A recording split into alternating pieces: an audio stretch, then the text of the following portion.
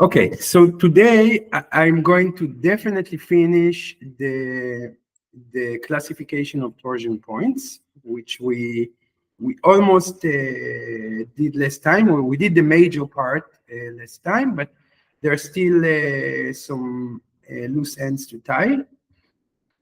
Let me just.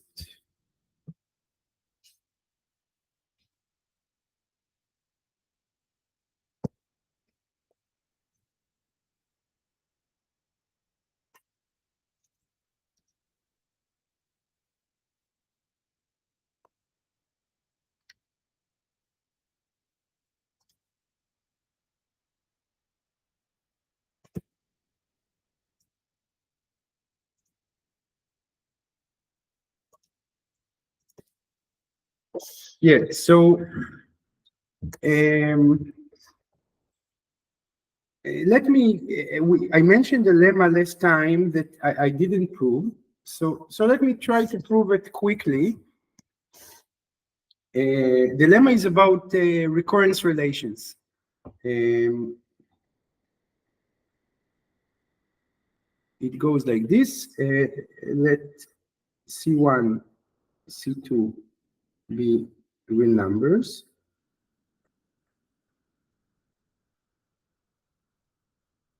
And suppose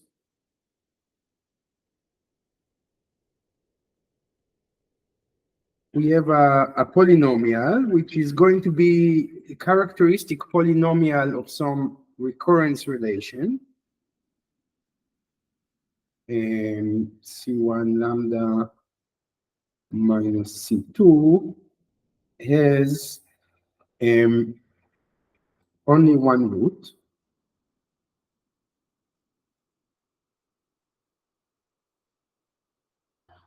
Well, it has a double root, I guess.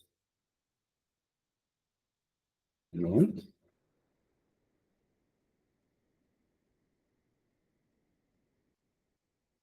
Then a sequence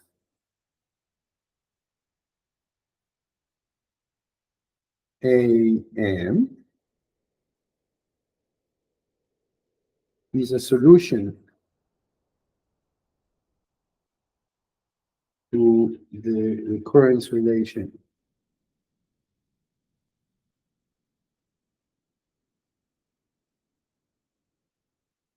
You can do dn minus C1 dn minus 1 minus C2 dn minus 2 equals 0 if and only if it is of the form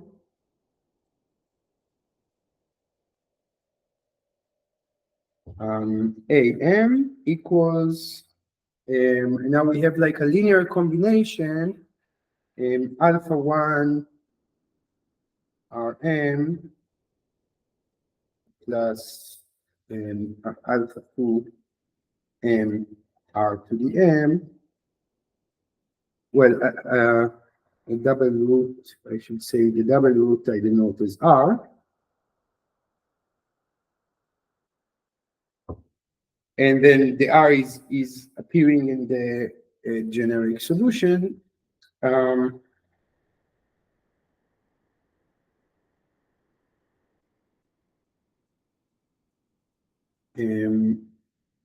Where alpha 1 and alpha 2 are some real numbers, some constants. So this lemma is saying, I mean, you can read it in different order, but suppose you are given recurrence relation of this form. It means that it's it's a recurrence relation of degree 2 because I have, an depends on an minus 1, or dn depends on dn minus 1 and on dn minus 2. And if you remember, that's exactly the relation that we had for the number of torsion points. Then what you need to do in order to find all the possible solutions for the recurrence relation, you look at the characteristic polynomial of the relation. You look for a root, assuming that this characteristic polynomial has one root, and in our case, it's indeed what is happening in the number of points of the recurrence relation coming from the number of n-torsion points. The characteristic polynomial f of lambda is equal to lambda minus 1 squared. So assuming that this is your setup, you can classify all the solutions, and all the solutions, well, one solution is looking like r to the m. I mean, you take the root of the polynomial f as r, and r to the m is, if you substitute r to the m here, you can easily see that this is a solution, because this is r to the m minus 1, r to the m minus 2, and you cancel out r to the m minus 2 out of all the factors, and you are left with exactly the polynomial f, for which you know r is a root for. So the solution am equals r to the m is always a solution.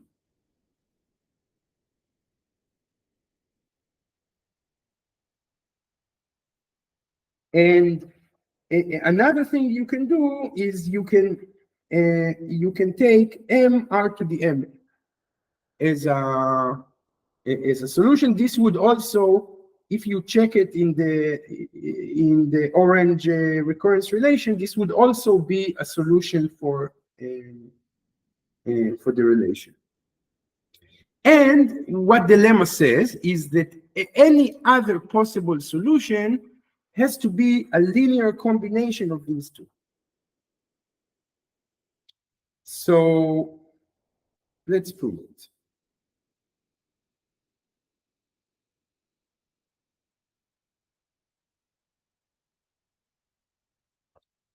Yep. I'm sorry, I missed the point. One solution is r to the power of m, and the second solution is r to the m. So, oh, right. Yeah, if you want a m prime is r to the m.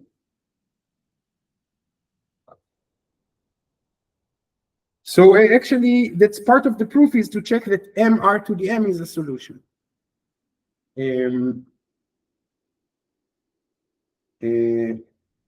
Let's see.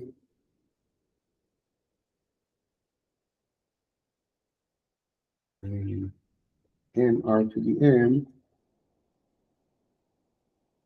is a solution.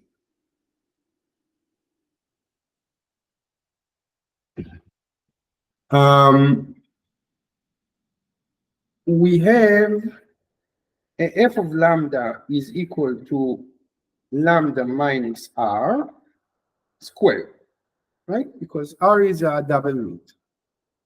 So this means that r is equal to c1 over 2, and the discriminant c1 squared plus 4c2 is equal to 0. right? This is like how you solve a quadratic polynomial equation.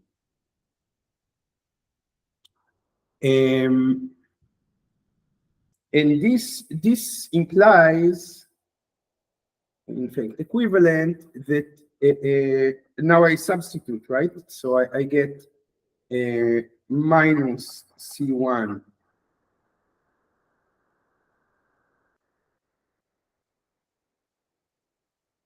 minus C1 times C1 over 2 minus 2C2, which is equal to minus C1R minus 2C2. And this has to be equal to 0. Right, this is just a combination of these two equations. Oh, hi, Nicholas. So just to bring you up to speed, I'm proving this lemma that if you have a recurrence relation like in the orange part here, and the characteristic polynomial of the recurrence relation has a double root, then you can classify all solutions to the recurrence relation as is written in the green box, or in the green part here.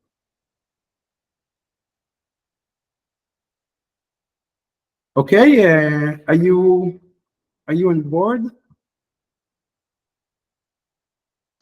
Yeah, I'll try to follow.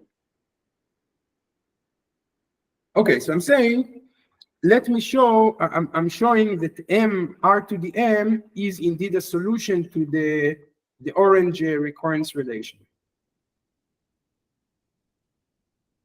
How do I see it? I mean, from the assumptions, I know that r is equal to c. I mean, r is a double root, which is a solution to a quadratic equation.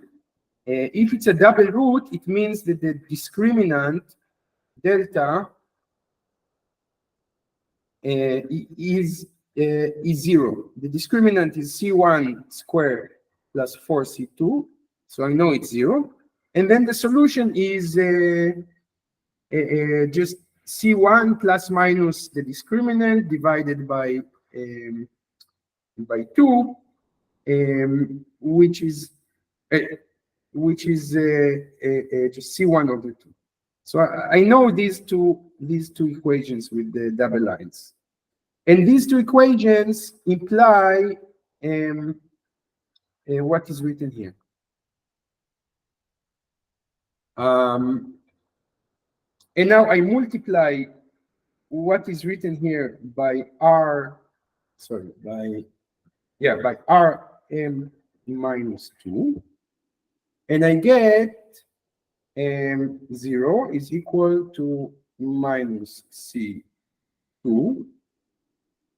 Sorry, minus C1, Rm minus 1. This is this. And minus 2C2 Rm minus 2.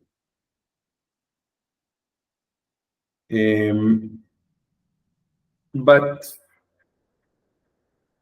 I also have R square is equal to C1R plus C2.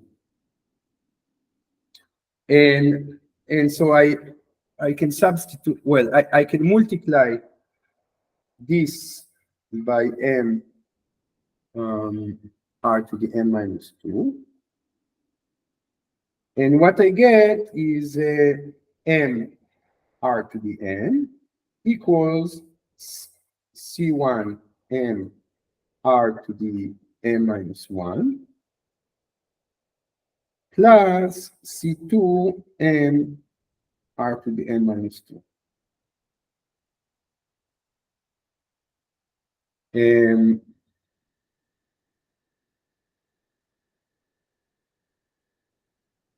So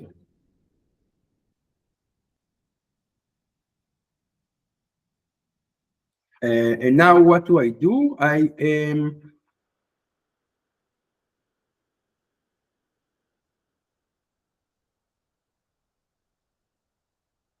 have I combine the two equations, star and double star,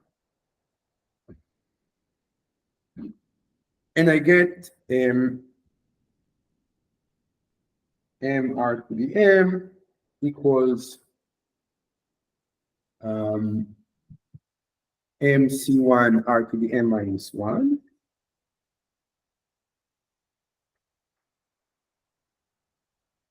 plus mc2 r to the m minus 2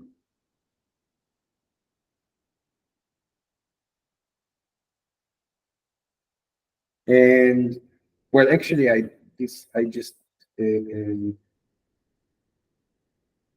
just developed a double star into here. This I write in slightly nicer form. This is C1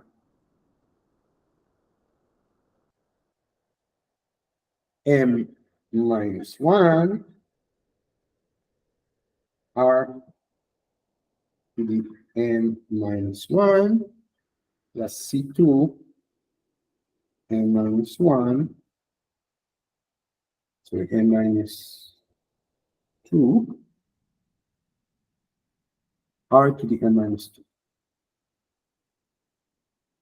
Okay, so this is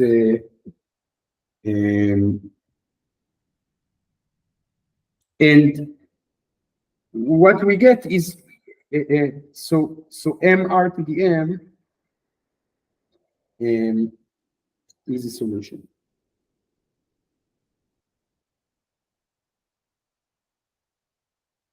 I mean, you see, this is like dm. Then I have C1 d n minus 1. And then I have C2 d n minus 2. This is exactly the relation in orange.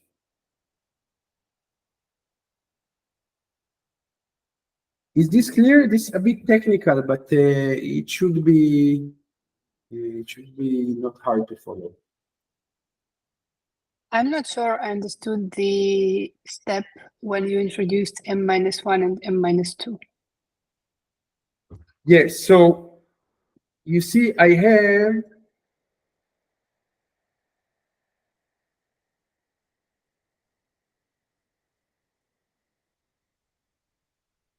actually, let me check this.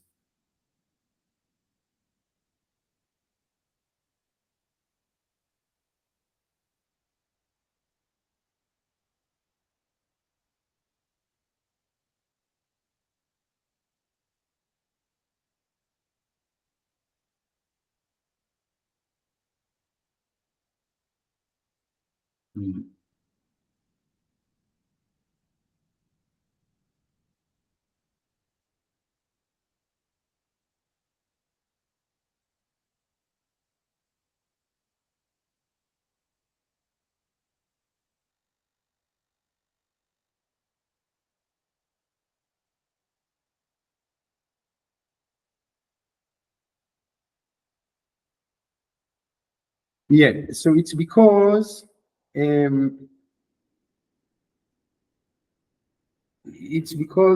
of I think it's because of this.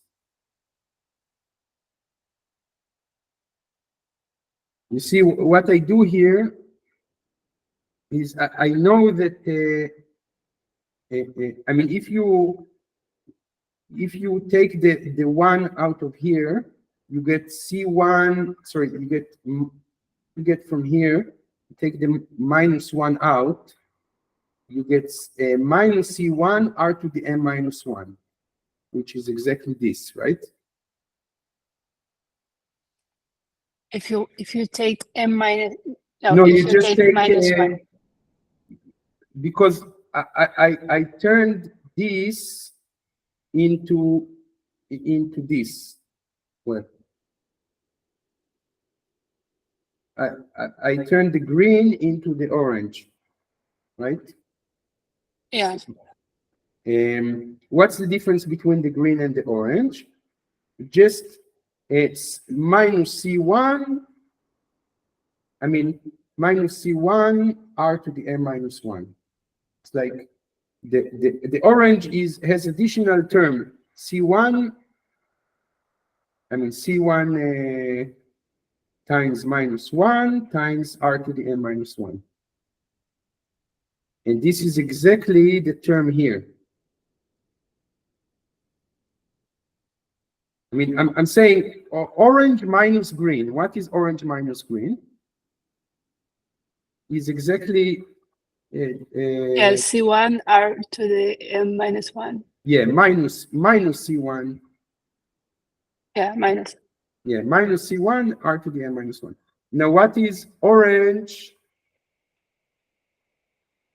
The other orange minus the other green. This is simply this guy. Yes, yes. But the sum of these guys is 0. Right. Okay, so I'm allowed to it's like I added 0 to the initial relation. I mean, it's like I had the green part here, and I added 2 terms that sum to 0. I added one term I added here and one term I added here, but the sum of these terms is 0. Yes, yes. Okay, so I'm allowed to do it. So the green is indeed equal to the orange. Thank you. Is this clear or no? I think so, yes. Thank you. Okay. So, okay, so we have one solution. We have actually 2 solutions, right? We said that's very easy to check that R to the M is indeed a solution to this recurrence relation. So now, since we know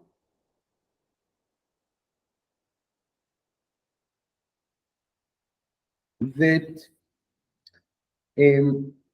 the set of solutions to the relation, let's call this relation R,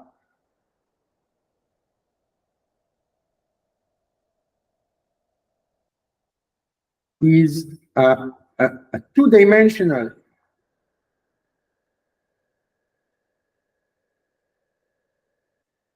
vector space.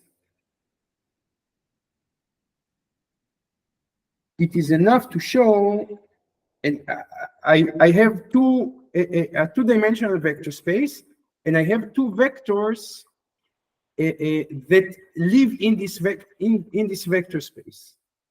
So it is enough to show that let's call it AM equals R to the M, and A prime M equals M R to the M are linearly independent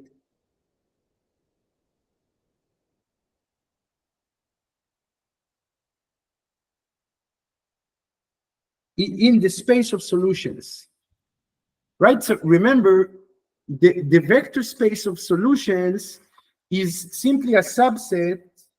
Let's call the solution set, I mean, the space of all solution S. Then S is a subset of the set of all sequences of real numbers. Sequences of real numbers is like you have some sequence of real numbers, and they have no constraints, just being real numbers. And within this, and this is a vector space because you can add two sequences coordinate-wise, and you can multiply a sequence by a scalar, and then it's again a sequence. And the solutions to the solution set to R is a sub-vector space.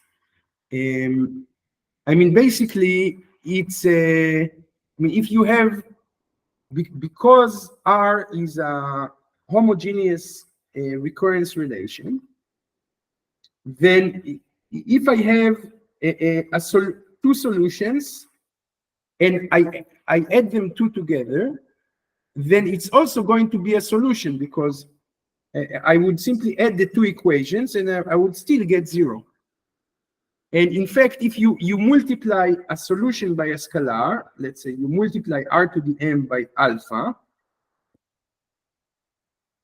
that's completely fine. I mean, you just, I mean, it would also satisfy the relation R because in the equation you just can cancel out alpha.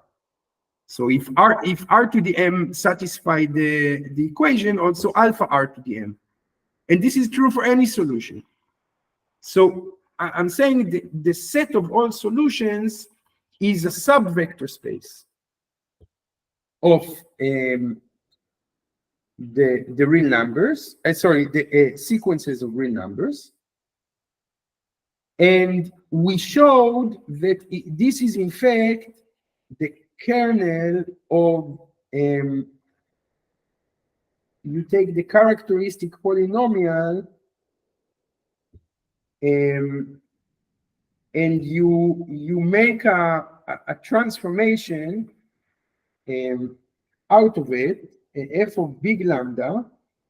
So a big lambda that is applied on a sequence is just taking it into the, just shifting it by 1. This is a n plus 1.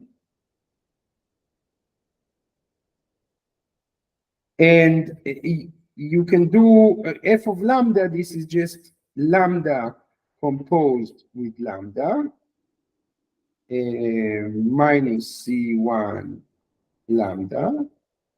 What is f again? Minus C2. Minus C2 times the identity on, I don't know, it's called the sequence space we call V, so the identity of V. So we have lambda is a linear map on the space of all sequences. And f of lambda is also a linear map on the space of all sequences. And the solution set, this is what we showed last time.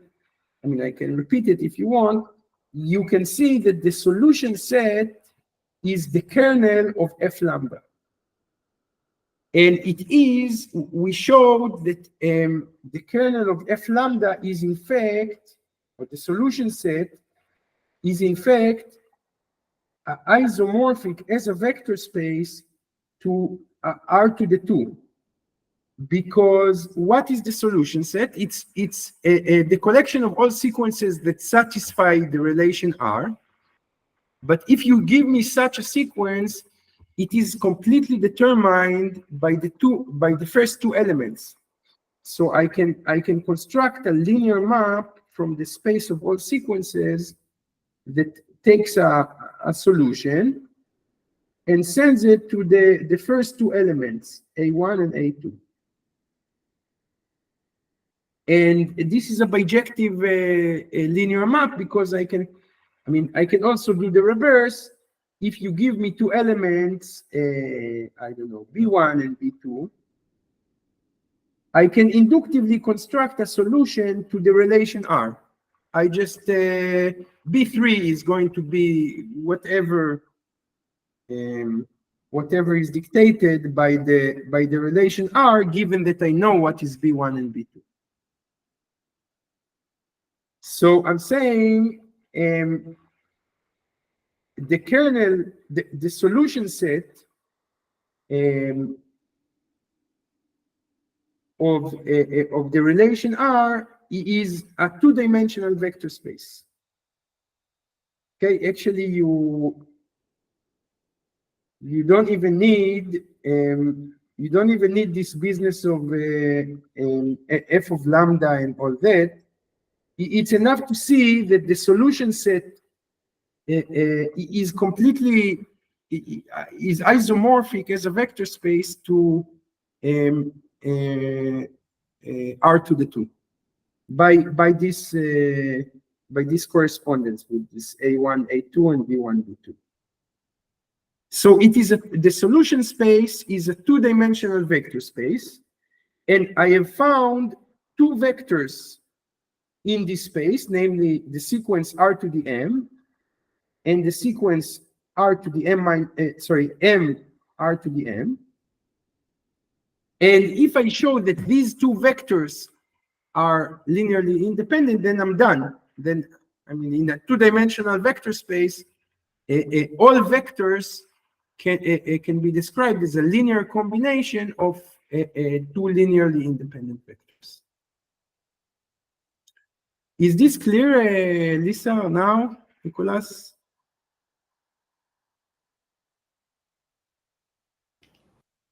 Yes. Yes. And now you follow. I mean, this is a bit like a vector space theory that we didn't discuss in detail. So I can try to fill in some gaps if you need. I think it makes sense. Okay. So let's see why these two vectors are linearly independent. So suppose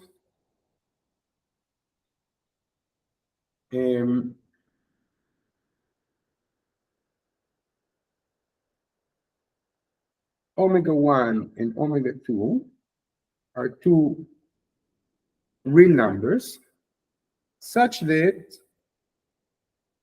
omega 1 times m r to the m plus omega 2 r to the m is equal to the zero sequence.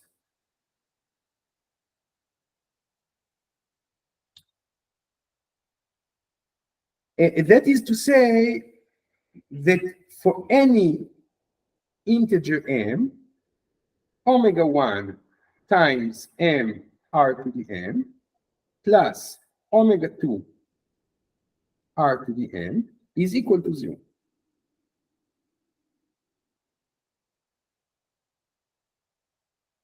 But this is infinitely many equations.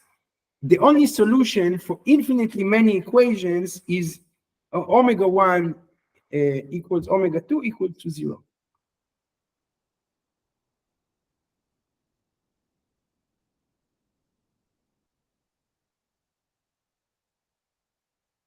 To this infinite set, infinite system of equations is omega 1 equals omega 2 equals 0. Okay, and that's the definition of what it means to be linearly independent vectors. It means if I can express the zero element, in this case the zero sequence, as a linear combination of these two vectors, then this linear combination has to be trivial, i.e. with zero coefficients.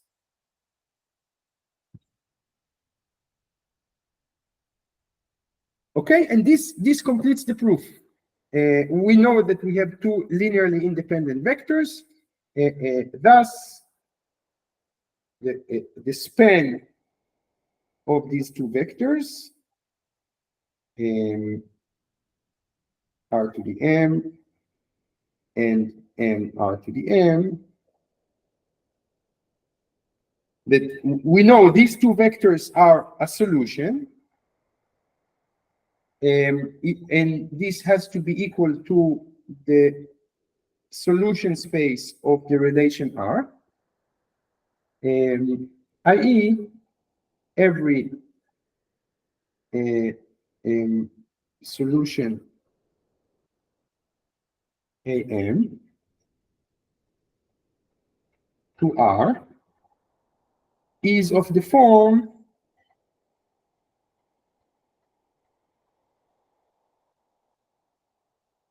AM equals alpha 1 R to the M plus alpha 2 M R to the M for all M. I mean, so this is equivalent to say that for all M, AM is alpha 1 R to the M plus alpha 2 M R to the M. Okay, and that's exactly the statement of the lemma.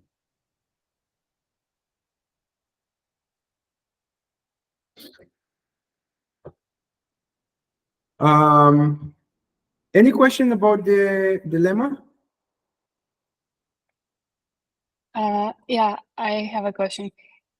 We did a conclusion that this will be two-dimensional vector space because it is isomorphic to R2, Yes. right?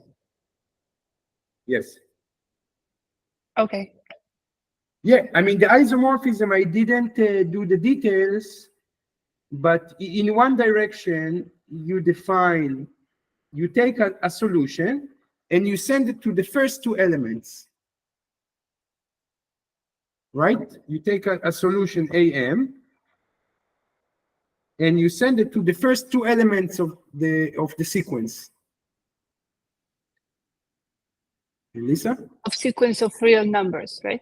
Yeah, this is all sequences of real numbers. I mean, we even do a slightly more general setting than what we need, because in our case of the n-torsion points, the number of points is always an integer.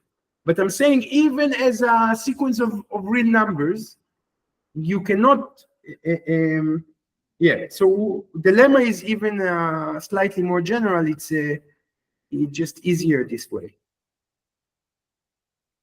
Okay, but how do you know that you can always send first two elements to solution?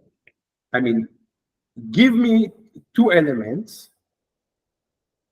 I mean, it's like, think about the Fibonacci relation. This is a very good example. I mean, the Fibonacci relation is a relation very similar to R. The only thing is that when you check the characteristic polynomial of the Fibonacci relation, it doesn't have one double root, but it has two different roots that are, by the way, complex numbers and not real numbers. But think about the Fibonacci relation. It is something like this relation in orange. If you give me two different starting conditions than the ordinary starting condition of the Fibonacci relation, I can still get a solution, right? Right. I mean, you give me the first two elements, B1 and B2. I calculate what is B3. B3 has to be C1 All right. B2 plus C2 B1. Okay. So, and now I can calculate B3, B4 and so on. So this is a bijective correspondence. I can either take a solution and map it to the first two elements. And if I have different solutions, they have to have different first two elements, because a solution is completely determined by the first two elements. Yeah. Okay. Okay. Good. Okay, so the vector space of solutions is two-dimensional, and we demonstrated that we have a pair of linearly independent vectors in this space. Okay, and this concludes the details that showed that the number of points of En for is n square for, of course, n prime to p, prime to the characteristic of the ground field.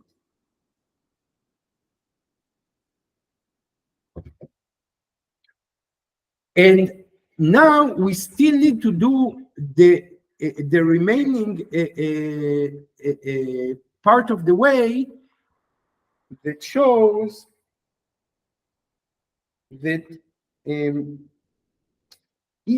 as a group is integers modulo n plus integers modulo n. And we kind of, I mean, just to do like a first exploration, we obviously En cannot be isomorphic to integers modulo n squared, because all elements in En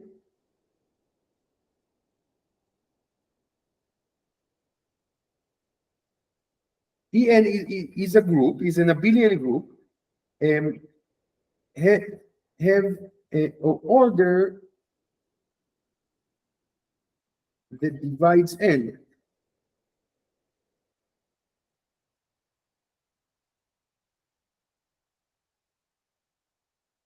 So there is no element, I mean, in integers modulo n square, you have at least one element of order n square, right? This is, you take the element 1, you add it to itself n squared times.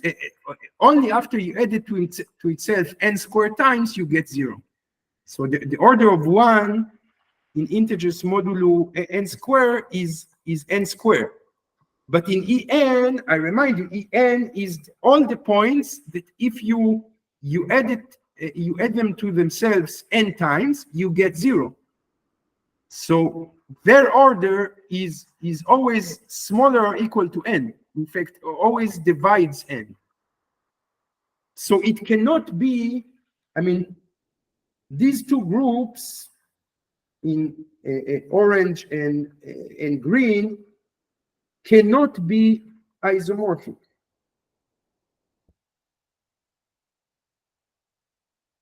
Is this clear? Just this basic reasoning that okay? So now, but I want to completely pin it down. I want to say the only thing that En can be is integers modulo n plus integers modulo n, and this will be a very crucial result for the pairing and other things. And to do this, we're going to make a little bit of a detour into combinatorics, but I think maybe it's a good time to take a break, and we come back to this detour of the Euler torsion function, and we complete the proof. All right, so see you in 10 minutes. Cool. See you around.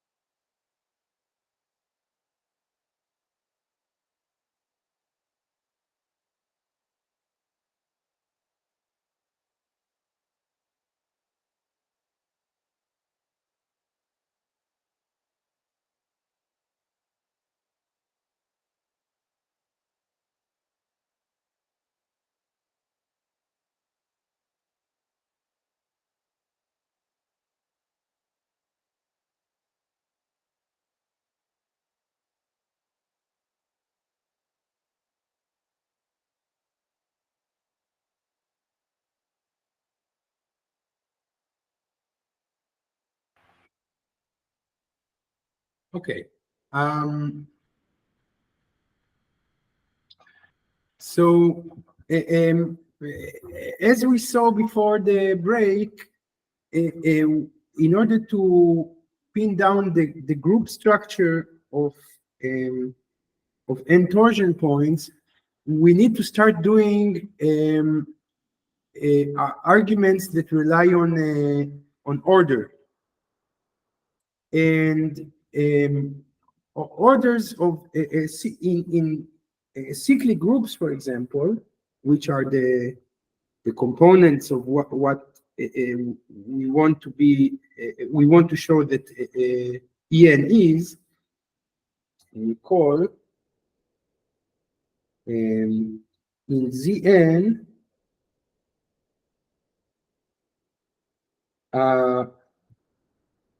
an element K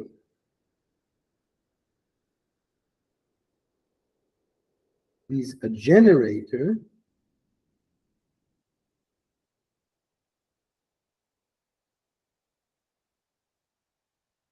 i.e., if I take all the sums of K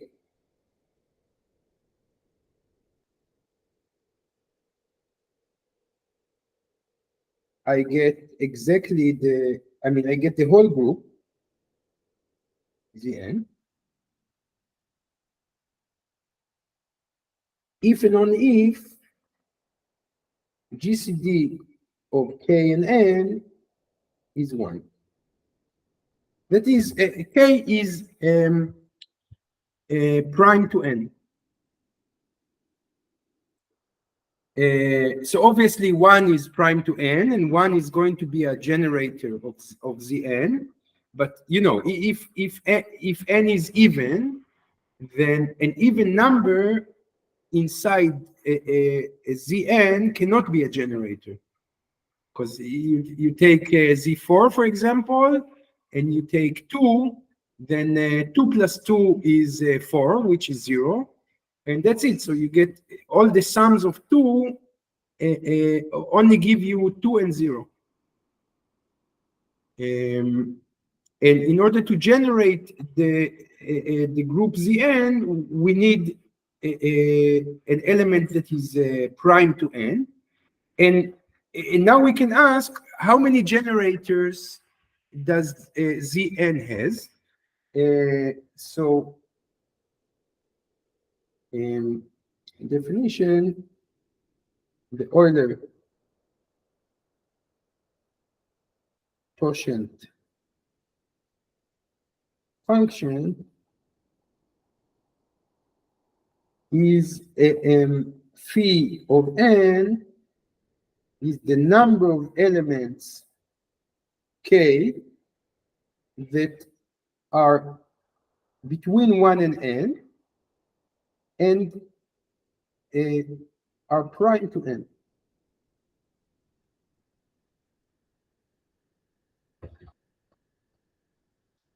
Okay, so the number of generators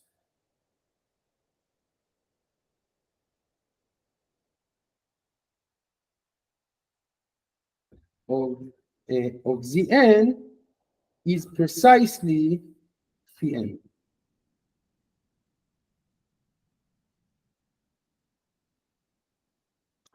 Now, phi n is a hard function to compute,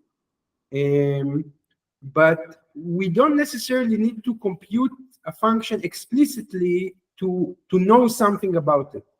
And one of the things I want to, well, there is actually only one thing that we need from the Euler torsion function, and this is the following theorem.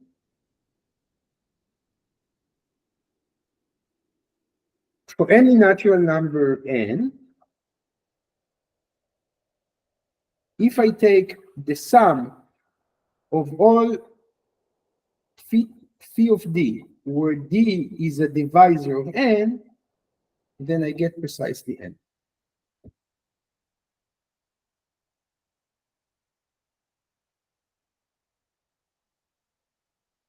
Okay, so for example, you take n equals 6, then the only divisors d1 is going to be 2, d2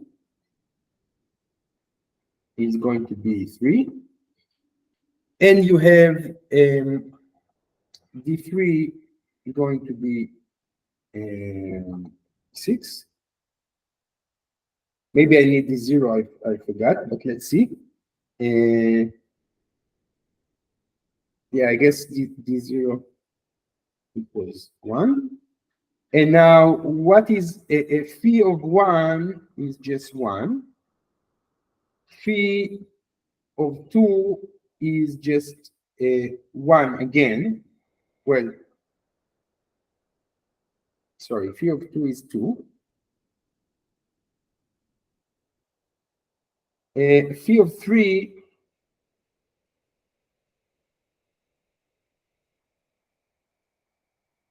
is 2 again. Yes, so actually,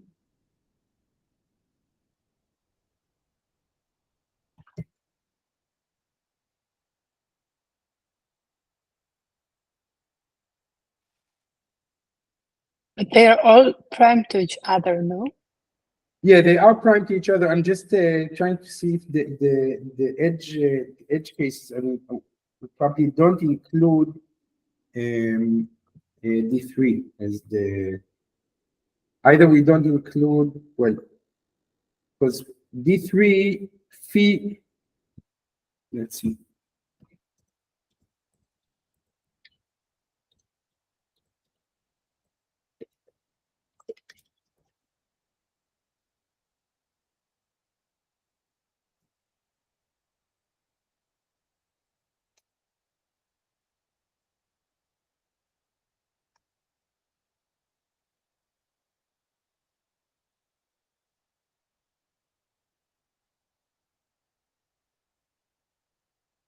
Yeah, I'm sorry. We we need to do something else. We need only the okay. We need to, yeah, the G, sorry, so phi 2 is not 2 and phi 3 is also not 2. Phi 2, I mean the number of integers that are prime to 2 and are smaller or equal to 2 is just 1. I mean, and phi 3 is also 1. And then phi 6, the number of integers that are prime to 6 and smaller or equal to 6 is just, you have 5 and you have 4 is not prime to 6, so 5 and 5 1 phi 6. I have 1 and 5, and that's it. This is 2.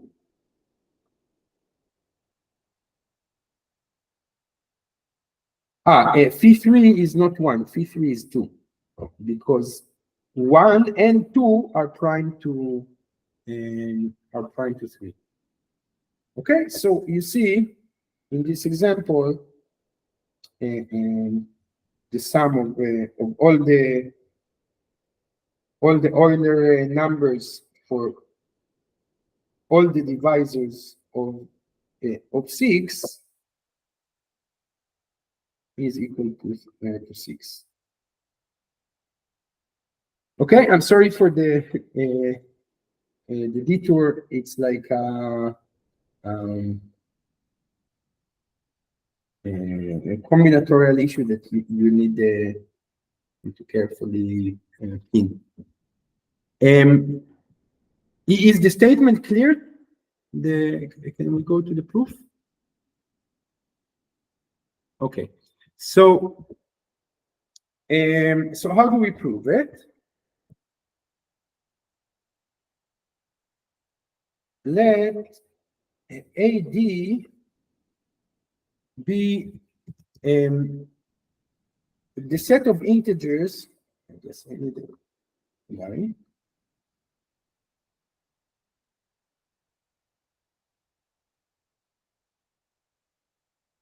AD is the set of integers in the interval 1 up to n, such that the GCD of this integer with n is precisely d.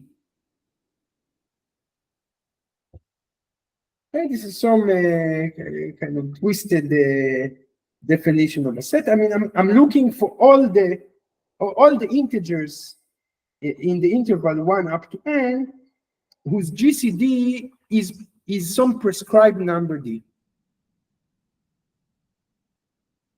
Now, if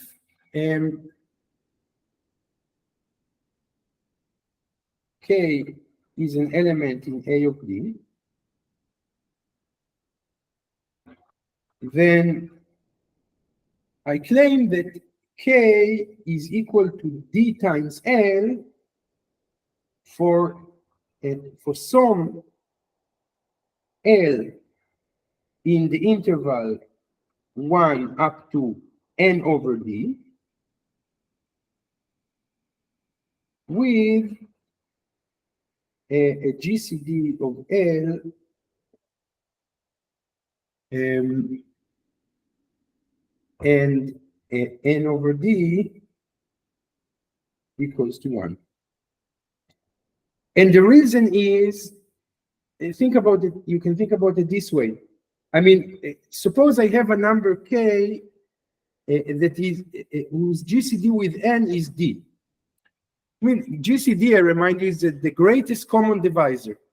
So it means that first, that d divides n, and d divides k. So I can write k as equal to d times something. And this something does not have any common factor with n, because otherwise it would not be the greatest common divisor. But in fact, since d already divides n, it's like I extract the maximal factor out of n, such that after I extract this factor from n, k has, and I extract d from k, the remaining part L has no common factor with what I'm left from n. I mean, so L has to be a number between 1 and n over d, and it cannot have any common factor with n over d, because otherwise, you see, just negate it. I mean, if L had a common factor with n over d, let's say it would be some d prime, and then I could write L as equal to n over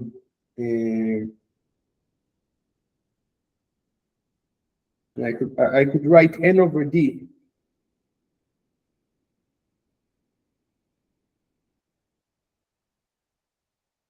well, sorry. Then, okay, I don't want to write all the details in that. I think it will be clear this way. If are you following?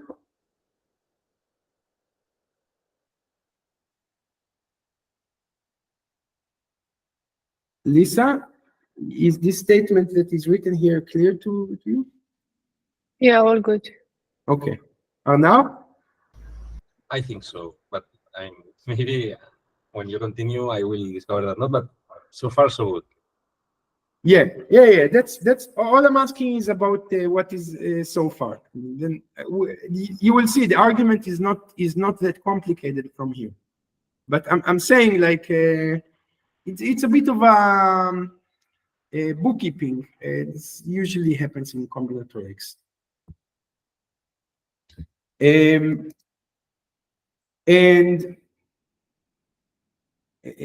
now, what is the number of elements L? So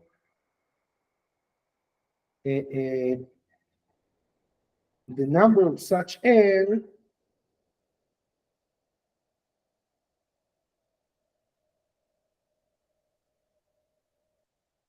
is, well, it's precisely Euler function of n over d.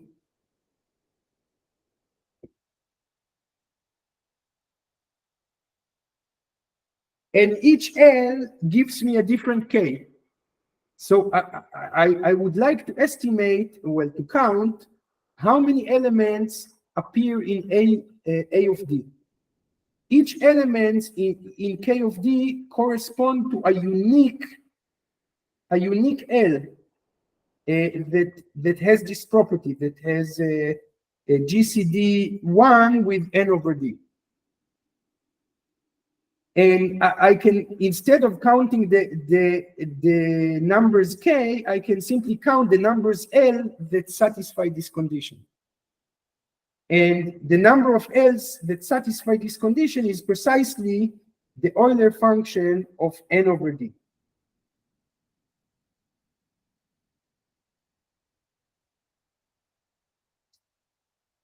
Thus, the number of elements in A over d, or A of d, is the Euler function of n over d.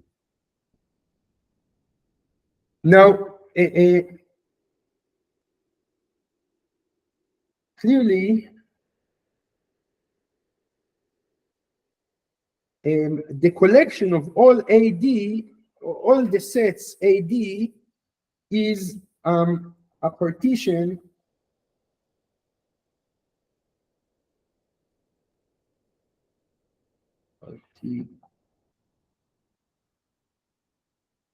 of the interval 1 up to n.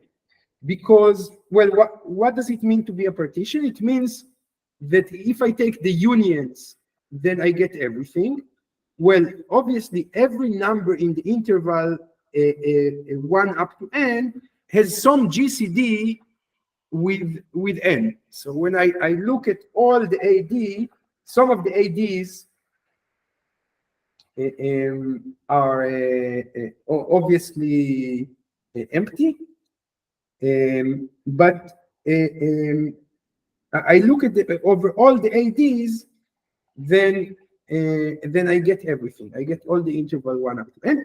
And also, obviously, if I have two elements that belong one to AD and one to AD prime, if I have, I mean, the two sets, AD and AD prime, they are disjoint because it cannot be that an element has a GCD D with n and also GCD D prime, which is different than D with n. I mean, one element has one GCD with n. So the sets are disjoint. And this means it's a partition of the interval 1 up to n, i.e., the union of all AD is equal to the interval 1 up to n, and the sum of all phi n over d, which is simply the number of elements in AD, is going to be equal to n. So this is d such that d divides n. But running over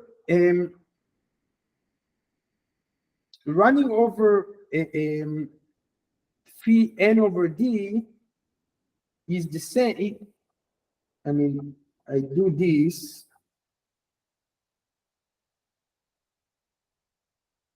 It's the same as doing this. P of d, d divides n, right? Because in the sum, whenever d divides n, I mean, either I take the Euler function of n divided by d, or I take the Euler function of d. The two sums contain the same set of expressions, and that completes the argument. So the sum of Euler functions of d running over all the divisors of n is simply n. Is this clear? The last part now?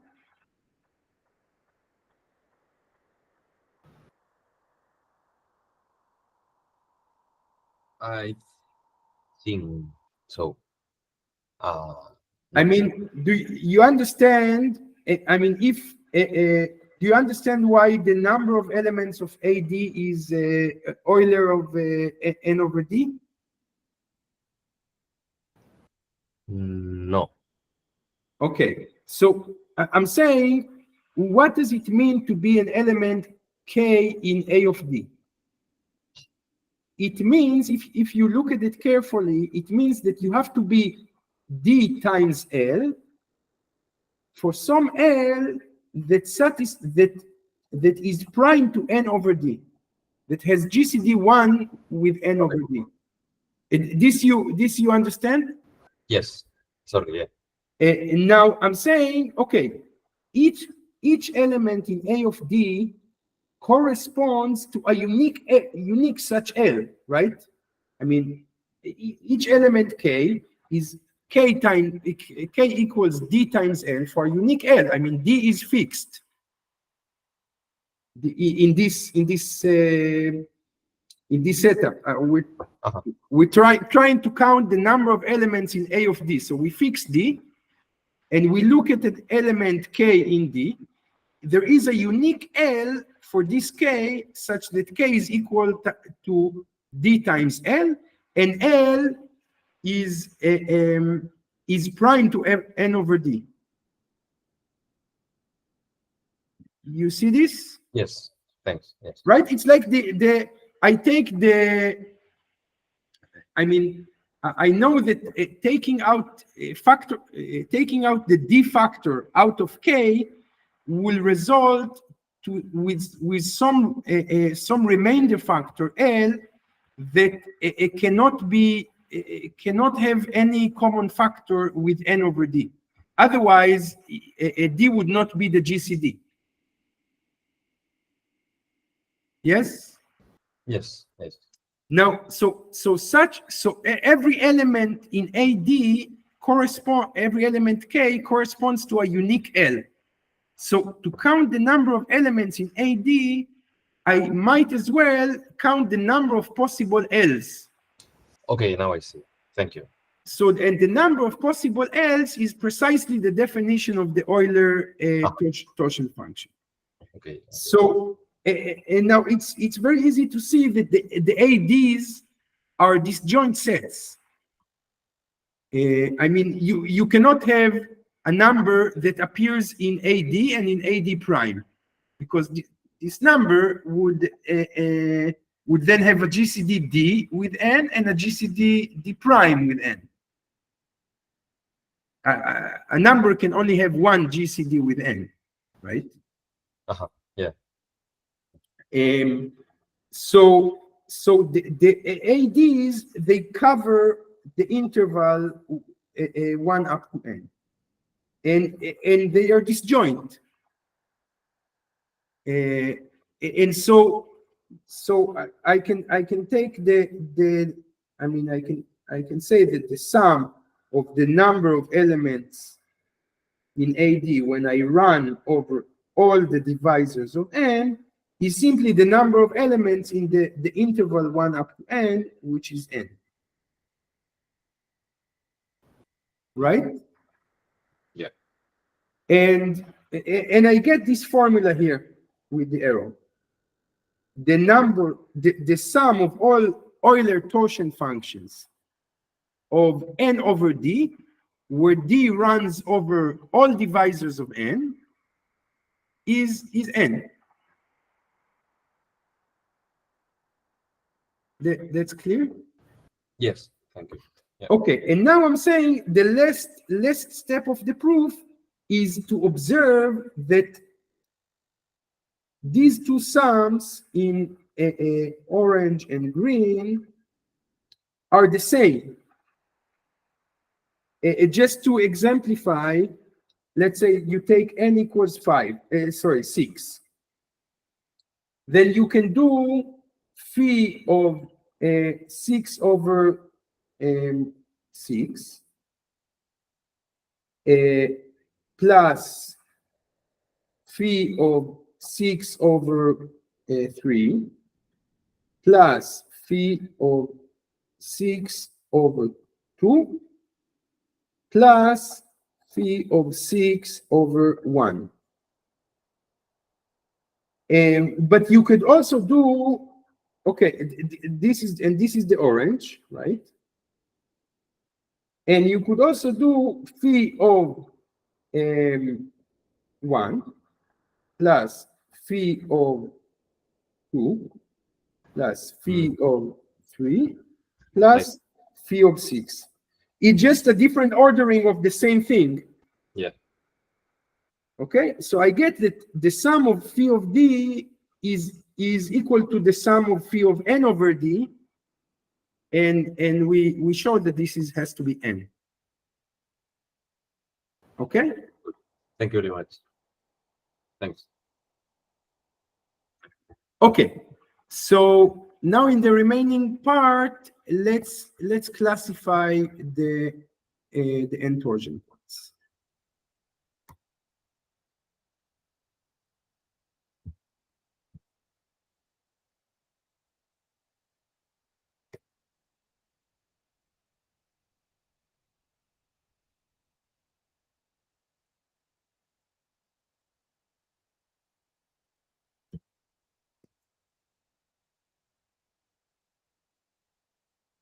Here.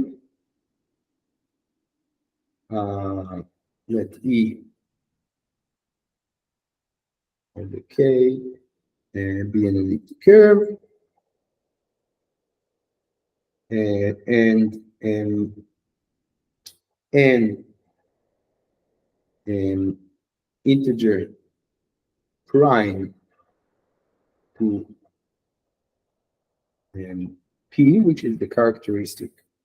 Okay. Then En, which I remind you again, En is the elements in E of K bar, the set of all P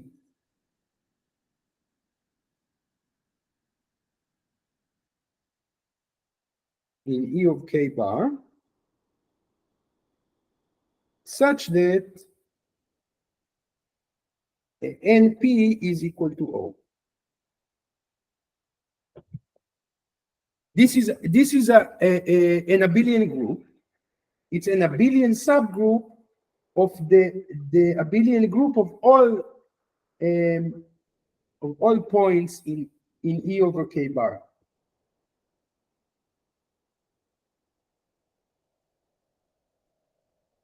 So the group of n-torsion points has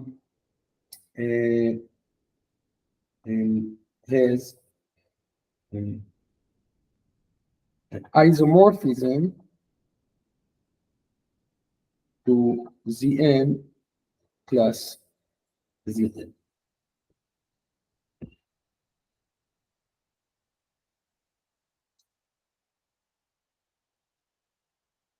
Okay, so the first kind of big hammer that we use for this theorem is the classification of finite abelian groups.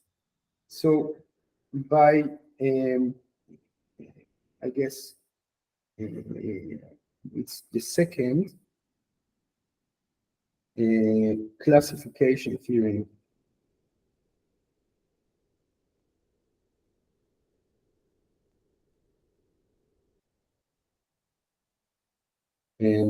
Of finite abelian groups.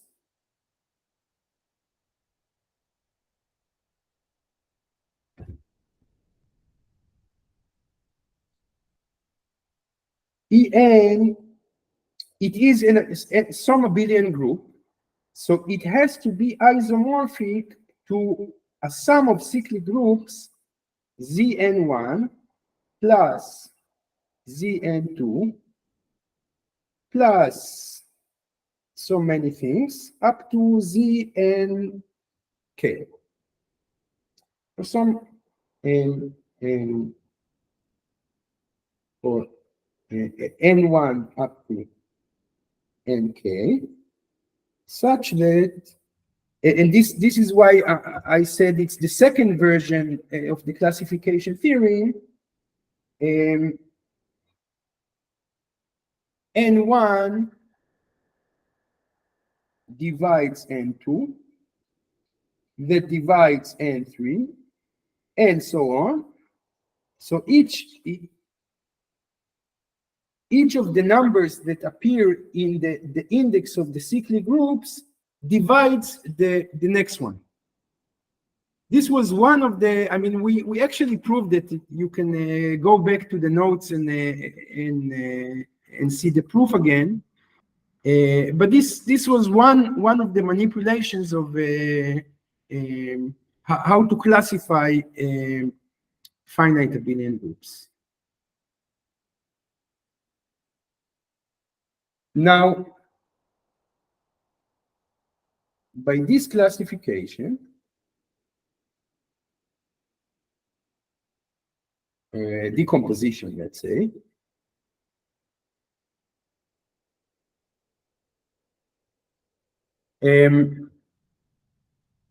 for any P in En, Nk of P is equal to O.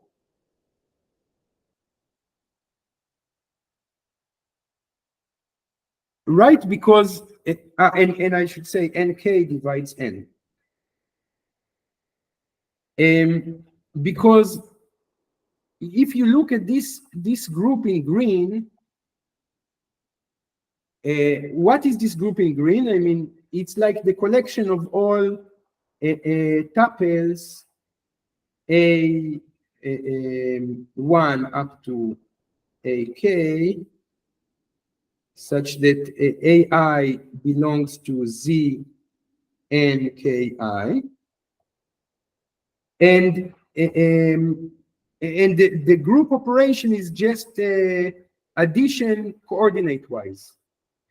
And since all the orders of all the cyclic groups Ni divide Nk, it means that when you take an element in this green group, Nk of this element has to be 0.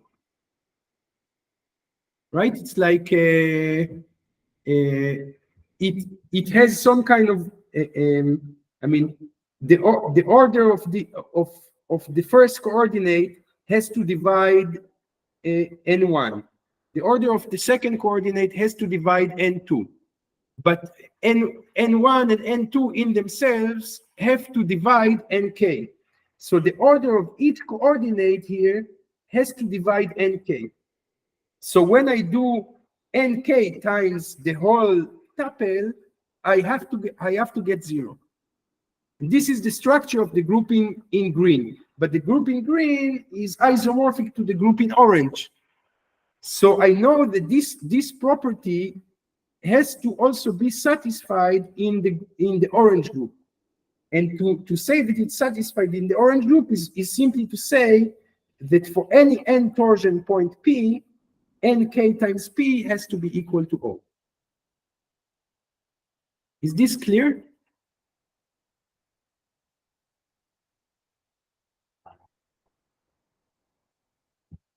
All right. So from this, what do I conclude? I conclude that whatever nk is, nk is some number that is smaller than n, but en is contained in enk.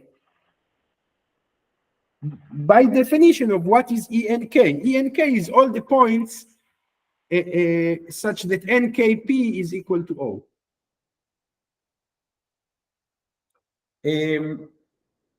But how can I mean, nk is smaller than n. So or smaller or equal than n. So we must have enk is equal to en.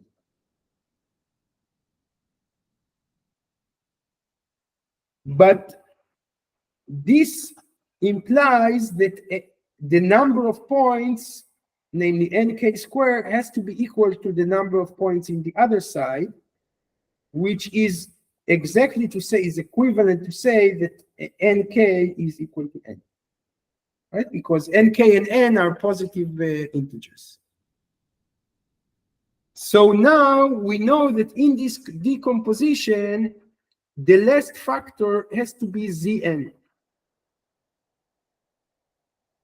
Yes.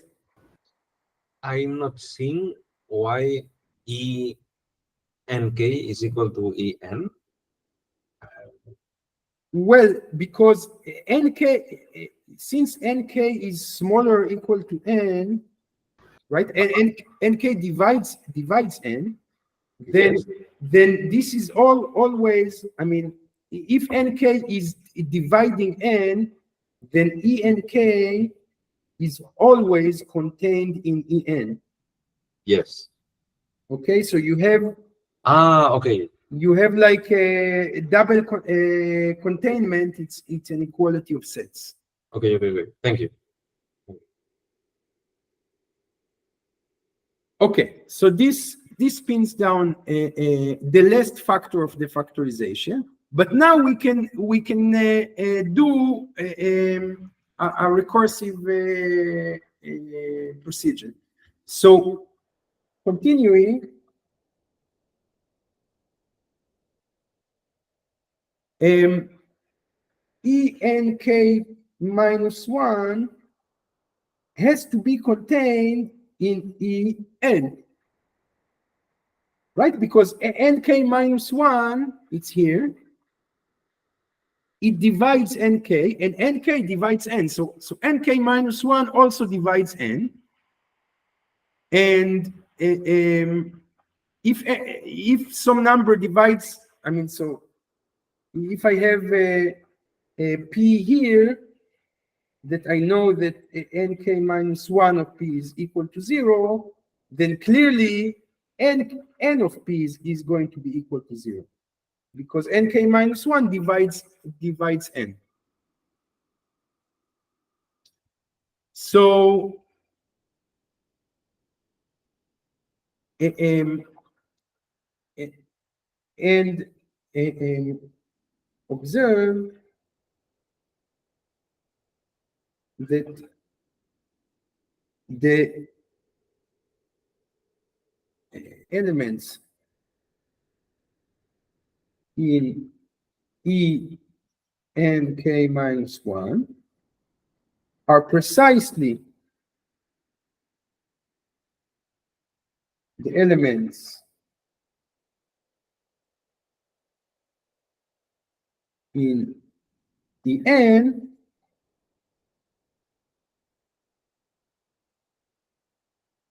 En such that, well, that vanish after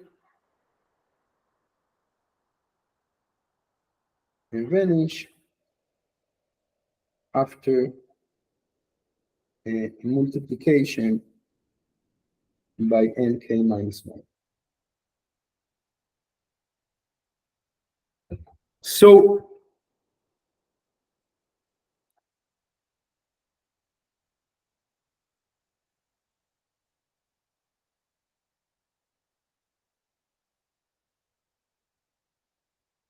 yes.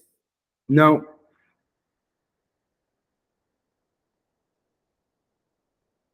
what is En? En, we said that it's it's isomorphic to some Z and N1 plus Z N2 plus Nk minus 1 plus Znk, but Znk is Zn.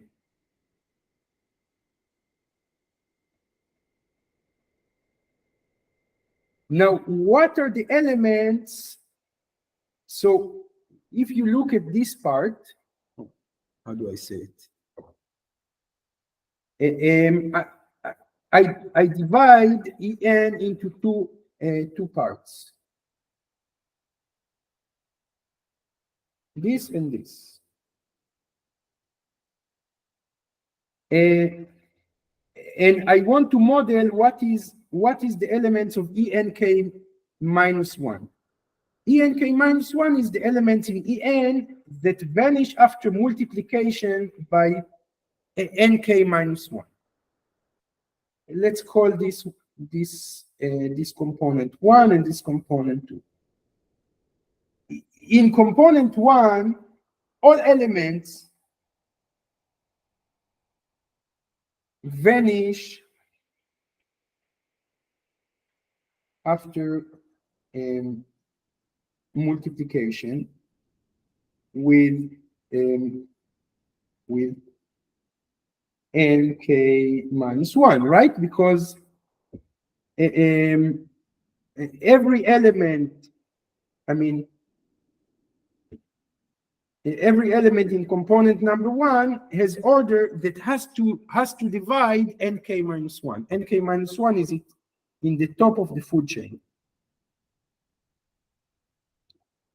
In component number 2, namely Zn, how many elements there are that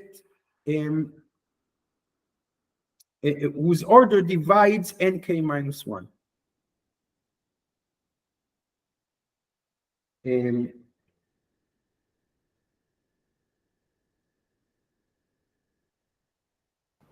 Was it n I squared? claim there are exactly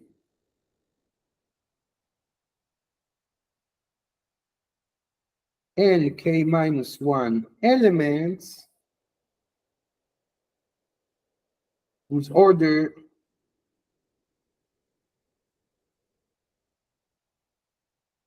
divides Nk minus 1. Why? I mean, the number of elements okay, so this is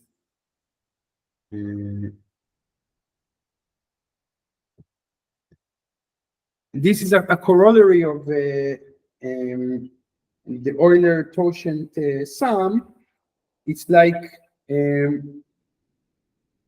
well, actually here there is a little bit of a gap, but in the end, what are the number of elements phi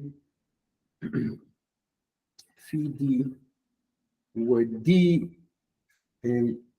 for d that divides Nk minus 1, the number of elements in Zn of order d is phi d.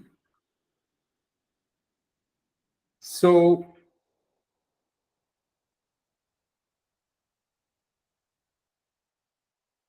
elements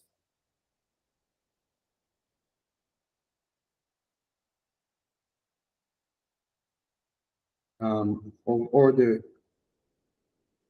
precisely D in Zn is a phi of D. So the number of elements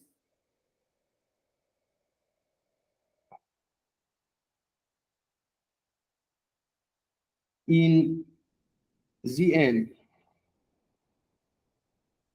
whose order simply divides nk minus 1 is the sum of all phi of D where D divides nk minus 1. So what I get is, this is by the formula I will prove, this is nk minus 1. So all in all, what do I get? I know that enk minus 1, I mean, the number of elements in, or elements in enk minus 1 are precisely the ones whose order divides nk minus 1. I look at the two components in orange, and I see what are how many elements in the first component, in the second component, have order that divides nk minus 1. In the first component, the number of elements whose order divides nk minus 1 is simply everything, because nk minus 1 is in the top of the divising chain. And in the component in the second component, Zn, I'm using this sum of Euler torsion functions to conclude that in Zn, the number of elements whose order divides nk minus 1 is nk minus 1. It's like simply the sum of all this. Thus, the number of elements in enk minus 1 has to be equal to the number of elements in the first component, namely n1 times n2 times up to nk minus 1,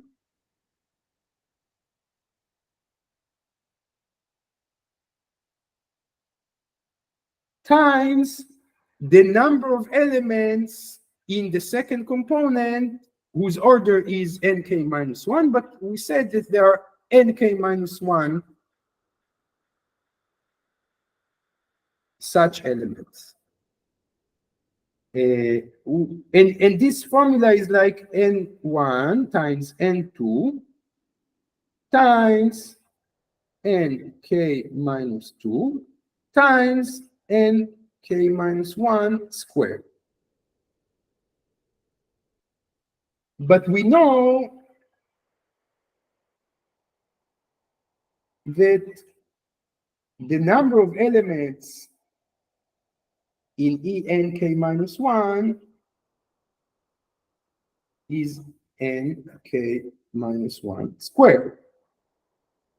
So n1, n2, and nk minus 2 all have to be equal to 1 in order for this formula star to hold.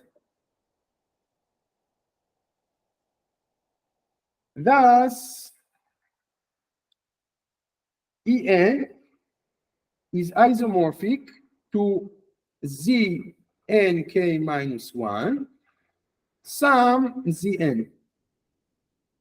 And since the number of points in En is known to us to be n squared, we must have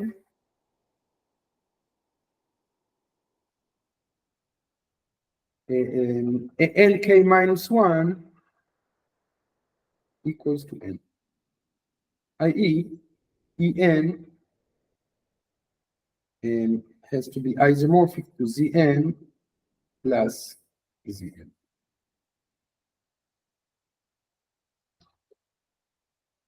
Okay, this is the argument.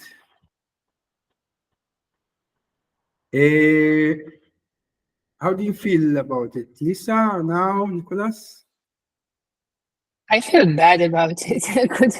Could you just repeat it? Yes. Yeah, it's a bit of like a bookkeeping. I'm saying, let's see if you understood how I got into this point, into the to conclude that nk is equal to n. Yes.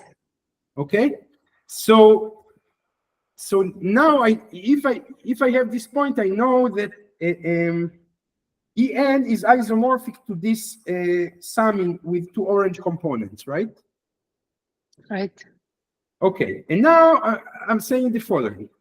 I look at the next guy, nk minus 1, and I look at the group of torsion points for nk minus 1.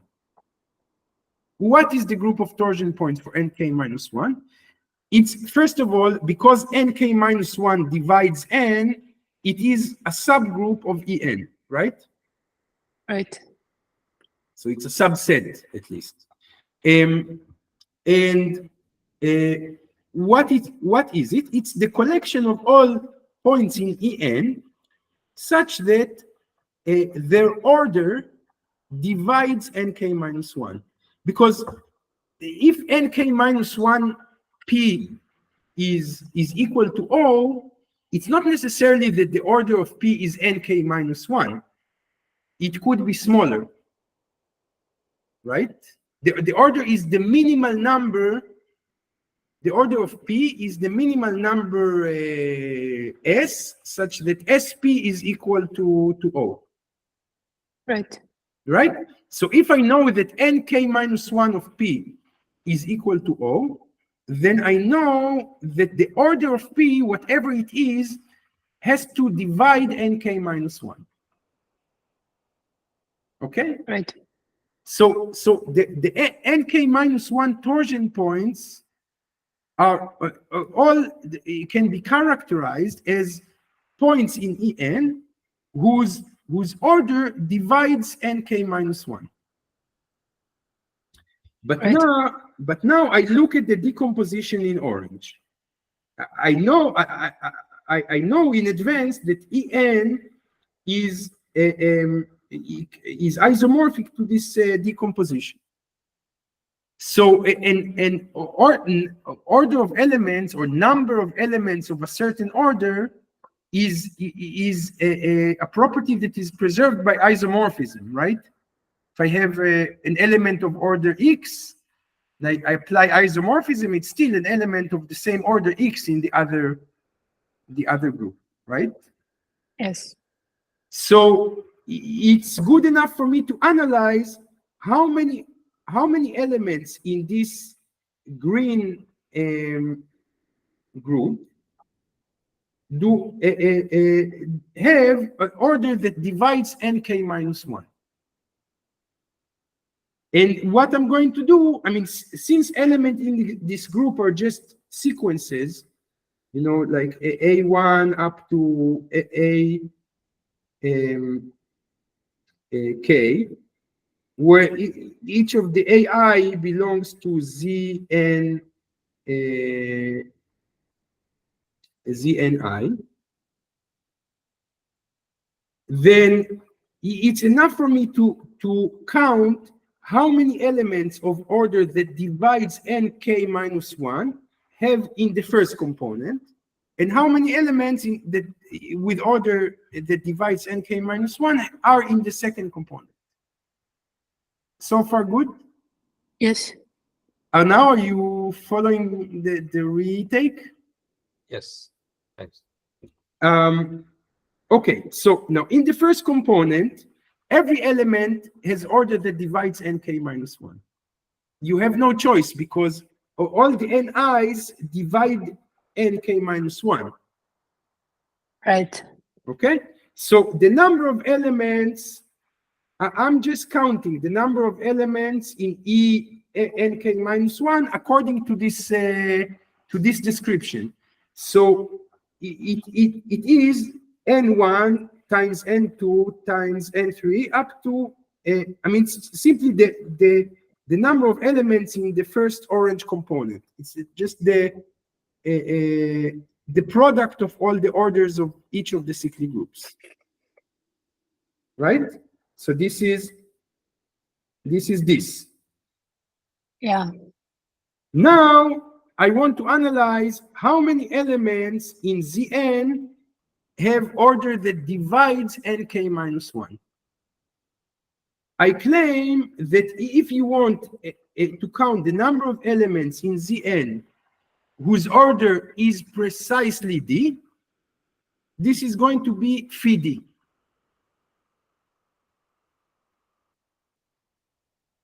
Okay, this is this I didn't prove completely, but you can reason about it not so hard afterwards. But let's say you accept it. Then I say the number of elements in Zn of order d is precisely phi of d. So how many elements in Zn have order that divides nk minus 1? Well, I mean, I just take the sum of all phi d for d that divides nk minus 1, right? Yes. And this we showed to be nk minus 1. Okay. Okay, it makes sense. Okay, so then I get this nk minus 1 here, and I do some algebraic manipulation. I conclude that since I already know in advance that the number of elements in enk minus 1 is nk minus 1 squared, I conclude that all the other n's have to be 1. Okay, and then I conclude that nk minus 1 is has to be n as well, because I mean I have this en is this sum, but I know that the number of points in en has is n squared. So nk minus 1 has to be n. Okay. Again, how did we arrive at the green statement, last green statement? Because if I know that the orange statement, then I know that all the other nks are equal to 1. Right. So it's like just saying in this yeah, back to this. I only have znk minus 1 and zn.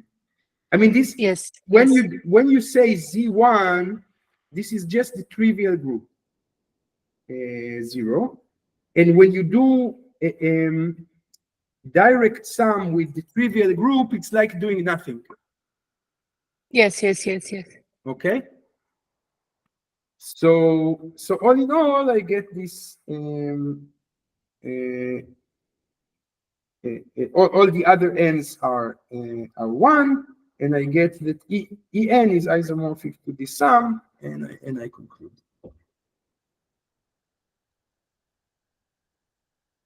Now? Sounds good. Yeah? Yeah. Okay, so we're precisely out of time, but let me just summarize what happened here. We had a lot of detours, so it may be confusing, but on the other hand, I think there is a certain beauty into it, because for this this final result in the box, we used a a plethora of tools, and we developed a lot of side issues that ended up converging into this proof. So it's like it's an interesting mix. But that's it. I think each of the components that we used for the proof, namely the divisors and the classification of abelian groups and the Euler torsion function, each of them has independent interest, and you may run into it in other contexts. So it's worth learning about even independently. Anyway, next time we start the whale pairing. Yeah, thank you. Okay. Have a good weekend. You too. Bye. One quick question. Yeah. So it's about these kind of things. I assume that is teach in universities. Is like, do people do exams where they need to prove this kind of stuff, like reasoning about this, or because I cannot imagine myself being able to like create these kind of proofs by myself, or memorizing the whole thing and so on. Look, this is an obvious material that appears in master degree in pure mathematics. Okay. It's not a surprise that you can't imagine that you could prove it in your current situation, but to compare what is happening in universities, you would go through a whole bachelor degree in pure mathematics, and then half a master degree in pure mathematics. It's like, in terms of like hours, even if I take the hours that we spend here, and just count the hours for this, for someone with that takes this course in a university, he had previous education that is equivalent to I don't know, like 10 times the hours that we spent, even more, maybe 20 times. Okay, so after 20 times the hours that we spent, your and exercises and exams and so on, you feel much more comfortable to remember the argument, or even come up with small proofs that are similar to this. Okay. Cool. Good to know. I'm always curious on this. Yeah, that's what is going on in this course. I'm taking you to a very advanced parts, or somewhat advanced, by just going through the minimal path of knowledge that is required to see the full details. But to feel comfortable in like proving it is a different issue. Okay, so it's a different level of understanding. Cool. Thank you. Cool. All right. Have a good weekend. Goodbye. Thanks. Same.